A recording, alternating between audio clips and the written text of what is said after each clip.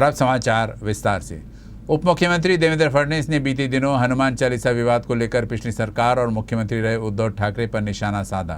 फडणवीस ने कहा कि अब जो सरकार है उसके दौर में हनुमान चालीसा पढ़ने और राम का नाम लेने की वजह से किसी को जेल नहीं जाना पड़ेगा। रविवार को अमरावती में राणा दंपति द्वारा आयोजित दही हांडी कार्यक्रम में उप मुख्यमंत्री देवेंद्र फडणवीस शामिल हुए। इस दौरान उन्होंने राज्य की पिछली महाविकास आघाडी सरकार के कार्यकाल पर जोरदार निशाना साधा। पाप झालं होतं त्यावेळी हे रवी राणा आणि नवनीत राणा मैदानात आले आणि त्यांनी सांगितलं आम्हाला जेलमध्ये टाका, पण आम्ही हनुमान चालीसा म्हटल्याशिवाय थांबणार नाही। आणि या ठिकाणी हनुमान चालीसा म्हणत जय हनुमान ज्ञान गुण सागर, जय कपीसती लोक उजागर, रामदूत तुलित बलधामा, अंजनी पुत्र पवन सुत नामा, महावीर विक्रम बजरंगी, कुमति निवार सुमति के संगी, कंचन बरन विराज सुबेसा, कानन कुंडल कुंचित केसा। हनुमान चालीसा म्हणत 14 दिवस जेलमध्ये राहिलेले माझे रवी राणा आणि नवनीत राणा यांचा मला अभिमान आहे आणि त्यांचं एकदा हात वर करून जोरदार अभिनंदन पूर्ण अमरावतीने केलं पाहिजे।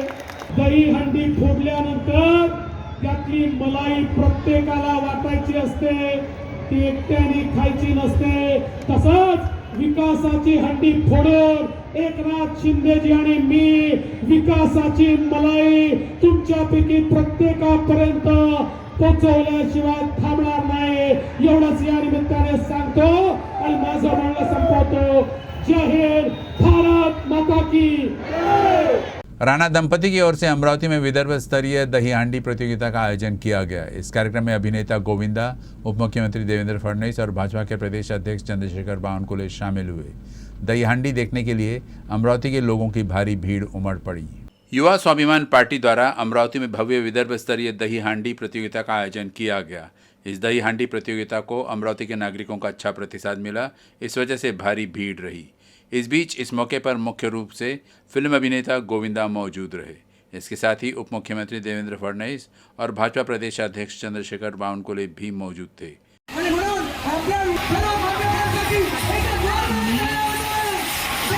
बाळासाहेब क्रीडा मंडळाद्वारा माननीय उपमुख्यमंत्री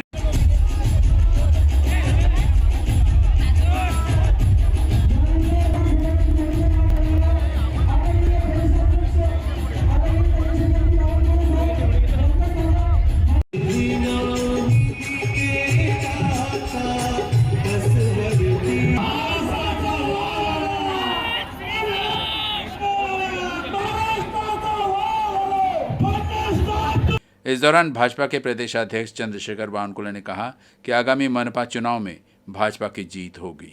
ओबीसी समाजाला आरक्षण मिळवून देण्याचाही मोठा निर्णय माननीय देवेंद्र फडणवीस एकनाथ शिंदे सरकारने केला आणि म्हणून ओबीसीचा अन्याय करून देणारे माननीय देवेंद्र फडणवीसजी यांचं सुद्धा या ठिकाणी मी खऱ्या अर्थाने रवी राणाच्या या व्यासपीठावर त्यांचं स्वागत करतो। एकडे साहसी खेळाचं आयोजन केलं, दुसरीकडे आरोग्याकरता आपण 2,500 युवकांचं ब्लड डोनेशन करून मेळघाटच्या जनतेला ते समर्पित केलं आणि खऱ्या अर्थाने या अमरावतीमध्ये आपण आपला पुन्हा एकदा या युवकांना या ठिकाणी प्रोत्साहन देण्याचं काम केलं। मला अभिमान आहे एकनाथ शिंदे आणि देवेंद्र फडणवीस सरकारवर, त्यांनी दही हांडीच्या कार्यक्रमाला आज खेळाचा दर्जा दिला, तो कधी महाराष्ट्रामध्ये नव्हता। आपण जोरात त्यांचं स्वागत केलं पाहिजे। दही हांडीला खेळाचा दर्जा मिळवून देण्याचं काम देवेंद्र फडणवीस सरकारने केलं। देश भर में चल रहे आज़ादी के 75वें अमृत महोत्सव के क्रम में अमरावती में सांसद नवनीत राणा व विधायक रवि राणा की युवा स्वाभिमान पार्टी की ओर से भव्य विदर्भ स्तरीय दही हांडी प्रतियोगिता का आयोजन किया गया। इस प्रतियोगिता में राज्य के उप मुख्यमंत्री देवेंद्र फडणवीस और भाजपा प्रदेश अध्यक्ष चंद्रशेखर बावनकुले मुख्य रूप से शामिल हुए। इस दौरान युवा स्वाभिमान की ओर से फडणवीस का सत्कार किया गया। इस दही हांडी कार्यक्रम में प्रदेश के उप मुख्यमंत्री और भाजपा के प्रदेश अध्यक्ष की विशेष स्थिति रही। युवा स्वाभिमान पार्टी की ओर से उप मुख्यमंत्री फडणवीस का सत्कार कार्यक्रम का आयोजन किया गया। इस दौरान भव्य रक्तदान शिविर का आयोजन किया गया। इस रक्तदान शिविर में 2000 रक्तदाताओं ने हिस्सा लिया। हमारा टारगेट था कि हम कम से कम 2000 बोतल जमा करेंगे अभी तक करीब हम 1500 के लक्ष्य हमारा प्राप्त कर चुके हैं।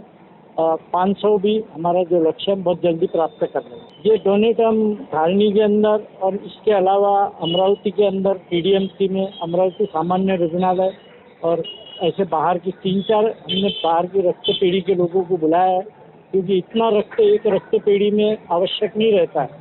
और मैं एक विनम्र आह्वान करना चाहूँगा लोगों से कि आप एक बार जीवन में रक्तदान करके देखिए, यह दूसरे का तो जीवन बचाता ही है, आपके लिए भी यह कई रूप से काम करता है। आपका रक्त पतला होता है, आपको जीवन में कभी हार्ट अटैक नहीं आता है और आपके शरीर में अनजाने में कोई बीमारी पनप रही है वो भी निकल जाती है। यह सारा ब्लड मेलघाट स्थित ब्लड बैंक को दिया जाएगा। उप मुख्यमंत्री बनने के बाद फडणवीस का यह पहला दौरा है, इस कारण अमरावती में फडणवीस की जोरदार स्वागत की गई। आझादीचे 75 वर्ष आज पूर्ण होत आहे आणि गेल्या 15 वर्षापासून वायएसपीची दहीहंडी संपूर्ण विदर्भामध्ये सगळ्यात मोठी दहीहंडी असते। कुठल्या ना कुठल्या माध्यमातून आम्ही समर्पित करतो। आज आझादीच्या 75 वर्षाला आम्ही समर्पित करत आहे आणि ज्या आझादीमध्ये ज्यांनी आपल्या प्राणाची आहुती दिली, या आझादी मिळवण्यामुळे ते शहीद झाले, त्या सगळ्या शहीदांच्या आठवणीनिमित्त या ठिकाणी ब्लड डोनेशन कॅम्प या ठिकाणी आम्ही ठेवलेला आहे। हजारो लोक या ठिकाणी ब्लड देत आहे आणि जे आदिवासी आहे, गरीब आहे, ज्या लोकांना ब्लड मिळत नाही, अनेकांचे प्राण जातात, या लोकांचे प्राण वाचवण्यासाठी या चांगल्या ब्लड बँकेला, जी ब्लड बँक गोरगरिबांना या रक्ताची मदत करेल, ज्या आदिवासी क्षेत्रामध्ये, मेलघाट क्षेत्रामध्ये गरीब लोकांना या ब्लडच्या माध्यमातून अनेकांचे जीव वाचेल। खेल के क्षेत्र में दिन प्रतिदिन विस्तार हो रहा है और दुनिया भर में विभिन्न खेल अलग अलग तरीकों से विकसित हो रहे हैं। इसीलिए देश में सर्वश्रेष्ठ खिलाड़ी तैयार करने के लिए अप टू डेट और प्रभावी प्रशिक्षण की आवश्यकता है। इसी पृष्ठभूमि में राज्य के उप मुख्यमंत्री देवेंद्र फडणवीस ने आश्वासन दिया कि अमरावती में श्री हनुमान व्यायाम प्रसारक मंडल का खेल विश्वविद्यालय बनने के लिए सरकार जल्द ही कमेटी बनाकर सकारात्मक कार्रवाई करेगी। उप मुख्यमंत्री श्री देवेंद्र फडणवीस श्री हनुमान व्यायाम प्रसार मंडल क्षेत्र में मेजर ध्यानचंद इंडोर स्टेडियम के उद्घाटन के अवसर पर बोल रहे थे। इस दौरान सांसद रामदास तड़स, सांसद डॉक्टर अनिल बोंडे, विधायक प्रताप अड़सठ, दीप्ति चौधरी, श्री हनुमान व्यायाम प्रसारक मंडल के प्रमुख सचिव पद्मश्री प्रभाकर राव वैद्य, उपाध्यक्ष डॉक्टर श्रीकांत चंद के और सचिव डॉक्टर माधुरी मुख्य रूप से उपस्थित थे। इस दौरान उप मुख्यमंत्री फडणवीस ने कहा कि श्री हनुमान व्यायाम प्रसार मंडल ने खेल गतिविधियों के साथ साथ सामाजिक प्रतिबद्धता गतिविधियों को लगातार बढ़ाया है। यह एक ऐसा संगठन है जो केवल खेल और व्यायाम तक ही सीमित नहीं बल्कि मानवता के बारे में भी सोचता है। संस्था को खेल विश्वविद्यालय बनाने की मांग है, क्योंकि दुनिया भर में खेल अलग अलग तरीक़ों से विकसित हो रहे हैं और खेल के विभिन्न अवसर उपलब्ध है। इसीलिए देश में सर्वश्रेष्ठ खिलाड़ियों को अवसर प्रदान करने की ज़रूरत है। इसीलिए शीघ्र ही समिति बनाकर संस्था को विश्वविद्यालय बनाने के संबंध में सकारात्मक कदम उठाएंगे। इसी प्रकार उन्होंने इस अवसर पर आश्वासन दिया कि संस्था के छात्रावास एवं अन्य गतिविधियों में निश्चित सहयोग प्रदान किया जाएगा। आज आपण मेजर ध्यानचंद स्टेडियमचं उद्घाटन केलं। अतिशय सुंदर स्टेडियम तयार झालंय। त्या ठिकाणी मॅटवरची कबड्डी आहे, त्या ठिकाणी मार्शल आर्ट आहे, त्या ठिकाणी जुडो आहे, त्या ठिकाणी बॉक्सिंग आहे। बॉक्सिंगची अतिशय चांगली रिंग त्या ठिकाणी तयार केली आहे। आज देशातले अनेक चांगले खेळाडू तर या संस्थेने निर्माण केलेच, पण त्यासोबत जी सामाजिक बांधिलकी या संस्थेने जपली आहे ती महत्त्वाची आहे। विशेषतः आमच्या आदिवासी भागातल्या विद्यार्थ्यांना त्यांच्या जीवनामध्ये शिक्षण देणं, त्यांच्यातले जे खेळाचे गुण आहे ते गुण विकसित करणं एक फार मोठं कार्य या संस्थेने केलं। ब्रेक के बाद आपका फिर स्वागत है। विधानसभा में विरोधी पक्ष नेता अजित पवार ने मेलघाट में कुपोषण को कम करने के लिए आदिवासी परिवारों को शिक्षित करने की बात कही। मेलघाट के दौरे करते हुए इन्होंने कुपोषण से बाल मृत्यु पर राजनीति नहीं करने की सलाह दी। साथ ही मेलघाट में सड़कों और अन्य समस्याओं के लिए राज्य में पिछले 1 दशक की सरकार को जिम्मेदार ठहराया है।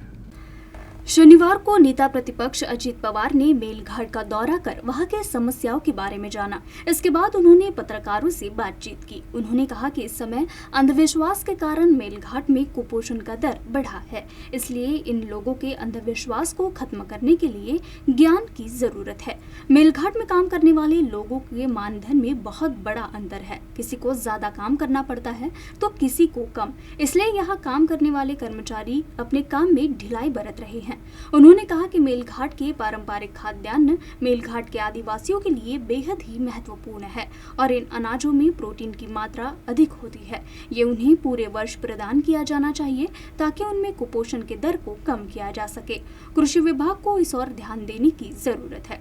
रोजगार गारंटी योजना के तहत रोजगार के बाद यहाँ लोगों के लिए रोजगार उपलब्ध नहीं होता, इसलिए उपाय करने और रोजगार सृजित करने की जरूरत है। यदि मेलघाट में कुपोषण को वास्तव में कम करना है तो आदिवासी परिवारों को शिक्षित करने की आवश्यकता है। इसमें राजनीति नहीं करने की सलाह भी अजित पवार ने दी। लगातार बारिश से फसलों का नुकसान हुआ है, लेकिन मेलघाट में कृषि विभाग की ओर से अभी तक पंचनामा नहीं किया गया है। उन्होंने कहा कि वह तुरंत कृषि मंत्री अब्दुल सत्तार से इस संबंध में बात करेंगे।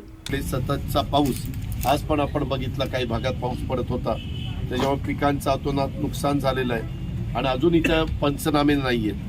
खरं तर काहीतरी काल नागपूर परिसरामध्ये अब्दुल सत्तार कृषी मंत्री आलेले आहेत अमरावती परिसरामध्ये, तर ते असतील तर त्यांनाही मी सांगणार आहे किंवा तिथं पंचनामे होत नाहीयेत तर ते ताबडतोब पंचनामे कशी होती आणि ज्याचं नुकसान झालेलं आहे त्याला मदत शासनाच्या वतीनं जी जाहीर केलेली आहे ती भरीव मदत कशी त्या ठिकाणी त्याला देता येईल याही बद्दलचं आम्हाला आग्रह हा धरावा लागणार आहे। आणि दुसरी एक गोष्ट, सकस प्रोटीन युक्त आहाराचा अभाव हा त्या बाबतीमध्ये जाणवला। आरोग्याची अजून काळजी घेण्याची नितांत गरज आहे। इन्फ्रास्ट्रक्चरमध्ये जे काही गोष्टी कमी असतील ती इथं देण्याची गरज आहे।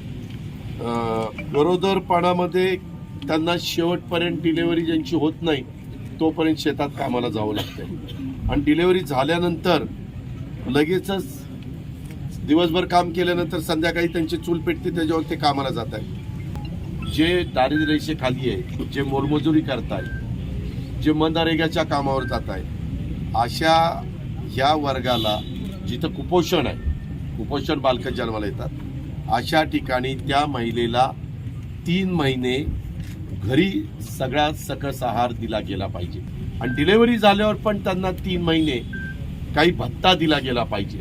राज्य के कृषि मंत्री अब्दुल सत्तार अमरावती जिले का दौरा किए। इस दौरान चांदूर रेलवे में शिवसेना और एनसीपी के कार्यकर्ताओं ने उन्हें काले झंडे दिखाने की कोशिश की, जिसके बाद पुलिस ने कार्रवाई कर 3 लोगों को हिरासत में लिया। अमरावती जिले के दौरे पर आए कृषि मंत्री अब्दुल सत्तार शनिवार को चांदूर रेलवे से अपनी अगली यात्रा के लिए जा रहे थे। उस दौरान चांदूर रेलवे में शिवसेना और राष्ट्रवादी कांग्रेस पार्टी के पदाधिकारी अब्दुल सत्तार को काले झंडे दिखाने की फिराक में थे, लेकिन चांदूर रेलवे पुलिस ने उनके मंसूबों पर पानी फेरते हुए 3 अधिकारियों को ही हिरासत में ले लिया। हालांकि सत्तार के जाते ही उन्हें छोड़ दिया गया। चांदूर रेलवे तहसील को गीला सूखा सूची से बाहर रखने के कारण शिवसेना और राकपा अधिकारी उन्हें चांदूर रेलवे में काले झंडे दिखाने वाले थे। मेलघाट के काकरमल के जिला परिषद स्कूल में एक शराबी शिक्षक की हरकत की खबर सबसे पहले यूसीएन न्यूज़ पर दिखाई गई थी, जिसके बाद इस मामले में प्रशासन हरकत में आया और शराबी शिक्षक को निलंबित करने का आदेश जारी किया। मेलघाट जिले के जिला परिषद स्कूल में एक चौंकाने वाला मामला सामने आया था। धारनी पंचायत समिति अंतर्गत आने वाली काकरमल जिला परिषद की स्कूल के सहायक शिक्षक पृथ्वीराज चौहान शराब के नशे में धुत स्कूल आते हैं। इस बात को लेकर उप सरपंच अशोक कसतेकर ने कई बार शराबी शिक्षक चौहान को समझाया, फिर भी वह नहीं माने। स्कूल में इस दुर्व्यवहार से जिला परिषद प्रशासन की छवि खराब हुई। धारनी के गट विकास अधिकारी महेश पाटिल ने पत्रक जारी कर शराबी शिक्षक को निलंबित कर दिया। उनके पत्र में उप सरपंच के साथ अभद्र व्यवहार के चलते ये कार्रवाई करने का उल्लेख किया गया है।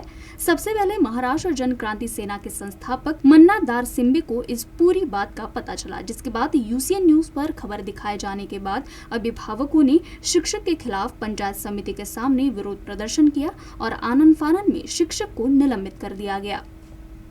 अमरावती जिले के तिवसा तहसील स्थित गुरुकुंज से 165 श्रद्धालु पंढरपुर के लिए रवाना हुए। इसके लिए रेलवे स्टेशन पर सामूहिक प्रार्थना की गई। राष्ट्रसंत तुकडोजी महाराज की 54वीं पुण्यतिथि के अवसर पर विदर्भ में विभिन्न स्थानों से 555 गुरुदेव भक्त महाराज के साहित्य और विचारों के प्रसार के लिए पंढरपुर के लिए रवाना हुए। इसमें 165 गुरुदेव श्रद्धालु गुरुकुंज मोजरी से पंढरपुर जाने के लिए रवाना हुए। हालांकि तकनीकी कारण से पंढरपुर जाने वाली ट्रेन 6 घंटे लेट थी, इसलिए गुरु भक्तों ने बडनेरा रेलवे स्टेशन पर सांप्रदायिक प्रार्थना की।